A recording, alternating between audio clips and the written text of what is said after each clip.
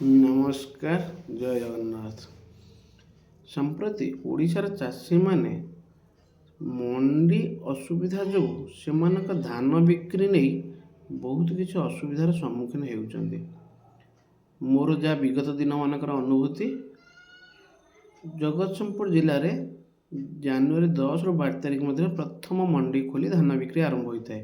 ମାତ୍ର ଏ ବର୍ଷ ଜାନୁଆରୀ 10 ସୁଦ୍ଧା ଚାଷୀମାନେ ସେମାନଙ୍କ ଟୋକନ ସମ୍ପର୍କିତ ମେସେଜ ପାଇଛନ୍ତି। କେବେ ମଣ୍ଡି ଖୋଲିବ ତାହାର କିଛି ସୂଚନା ଠିକ୍ ଭାବେ ନାହିଁ।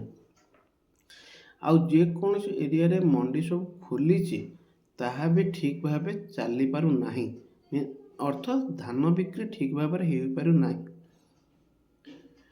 ମଣ୍ଡି ଖୋଲିବାରେ ବିଳମ୍ବ ବା ଧାନ ବିକ୍ରିରେ ବିଳମ୍ବ ହେଲେ ଚାଷୀମାନେ ମୁଖ୍ୟତଃ ଧାନକୁ ସଂରକ୍ଷଣ କରି ରଖିବାରେ ବହୁତ ଅସୁବିଧା ଭୋଗ କରନ୍ତି। ଭଲ ଫସଲ ହୋଇଥିବାରୁ ଧାନ ଅମଳ ଭଲ ହୋଇଛି, ତେଣୁ ଏତେ ମାତ୍ରାରେ ଧାନକୁ ସଂରକ୍ଷିତ କରି ରଖିବା ପାଇଁ ସ୍ଥାନ ବା ଆନୁଷଙ୍ଗିକ ବ୍ୟବସ୍ଥାର ଚାପ ସେମାନଙ୍କ ଉପରେ ପଡ଼ୁଛି। ଦ୍ୱିତୀୟରେ, ଅସମୟର ବର୍ଷାର ଭୟ ସବୁବେଳେ ରହୁଛି। ଥରଟି ଯଦି ଅସମୟ ବର୍ଷା ହୁଏ ବହୁ ପରିମାଣରେ ଧାନ ନଷ୍ଟ ହେବ। ତୃତୀୟରେ, ମୂଷା ବା ଅନ୍ୟ ଜୀବଜନ୍ତୁଙ୍କ ଦ୍ୱାରା ଧାନ ନଷ୍ଟ ହେବାର ବହୁ ସମ୍ଭାବନା ରହିଥାଏ ଓ ଏହାଦ୍ୱାରା ଧାନର ମାନ ବି ହ୍ରାସ ପାଇଥାଏ। ଚତୁର୍ଥରେ, ଚାଷୀଟି ଚାଷ ସମୟରେ ବିଭିନ୍ନ ଲୋକଙ୍କଠାରୁ ବା ସଂସ୍ଥାଠାରୁ ଆର୍ଥିକ ସହାୟତା ନେଇଥାଏ। ସେ ଅମଳ ଧାନକୁ ବିକ୍ରିଲେ ସେହି ପଇସା ପାଇସାରିଲେ ସେ ଆର୍ଥିକ ବୋଝରୁ ମୁକ୍ତ ହୁଏ। ମାତ୍ର ବିକ୍ରି ଯେତେ ଡେରି ହେବ ଆର୍ଥିକ ବୋଝ ତାପରେ ସେତେ ବଢ଼ିକା ଯିବ। ପଞ୍ଚମରେ, ବିଭିନ୍ନ ସମୟରେ ଚାଷୀଟିଏ ତା ଫସଲକୁ ଦେଖି ମନରେ ଯୋଜନା କରିଥାଏ। ଏ ଫସଲ ଅମଳ କରିବି, ଏହାକୁ ବିକ୍ରି କରି ମୁଁ ମୋ ଝିଅ ବାହାଘରରେ ଲଗେଇବି ବା କୌଣସି ବୃଦ୍ଧ ବୃଦ୍ଧାଙ୍କର ଯଦି କିଛି ଚିକିତ୍ସା ବାକି ଥାଏ ତାକୁ କରିବି ବା ଘର ପାଇଁ କୌଣସି ଗୋଟେ ସାଜ ସାମାନ କିଣିବି ବା ଆବଶ୍ୟକୀୟ ବସ୍ତୁ କିଣିବି। ମାତ୍ର ଏହି ଯୋଜନା ସେତେବେଳେ ରୂପାୟନ ହୋଇପାରିବ ଯେତେବେଳେ ତା ସମୟରେ ଧାନ ବିକ୍ରି ହେବ ଓ ତା ଆକାଉଣ୍ଟକୁ ପଇସା ଆସିବ।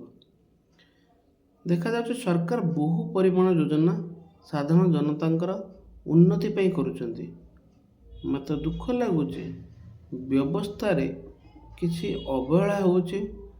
ଅଧିକାରୀମାନେ ଉପଯୁକ୍ତ ଭାବେ କାର୍ଯ୍ୟାନ୍ୱୟନ କରିବାର ଇଚ୍ଛା ପ୍ରକାଶ କରୁନାହାନ୍ତି, ଯାହାଫଳରେ ସରକାରଙ୍କର ଲୋକାଭିମୁଖୀ ଯୋଜନା ଗୁଡ଼ିକ ସମ୍ପୂର୍ଣ୍ଣ ରୂପେ ସଫଳ କାର୍ଯ୍ୟାନ୍ୱୟନ ହୋଇପାରୁନାହିଁ। ତେଣୁ ମୋର ସରକାରଙ୍କଠାରେ ଅନୁରୋଧ, ନିଜ ବିଭାଗ ଗୁଡ଼ିକୁ ଉପଯୁକ୍ତ ନିର୍ଦ୍ଦେଶ ପ୍ରଦାନ କରନ୍ତୁ। ସେମାନେ ଯଥାଶୀଘ୍ର ମଣ୍ଡି ଗୁଡ଼ିକ ଖୋଲନ୍ତୁ, ଚାଷୀମାନଙ୍କର ଧାନ ବିକ୍ରିର ବ୍ୟବସ୍ଥା ଆରମ୍ଭ କରନ୍ତୁ।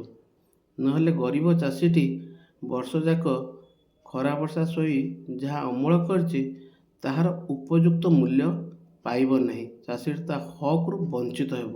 ତେଣୁ ସରକାରଙ୍କୁ ଅନୁରୋଧ, ଏହି ବିଷୟକୁ ଜରୁରୀ ମନେକରି ଉପଯୁକ୍ତ କାର୍ଯ୍ୟାନୁଷ୍ଠାନ ନେବା ହେବେ।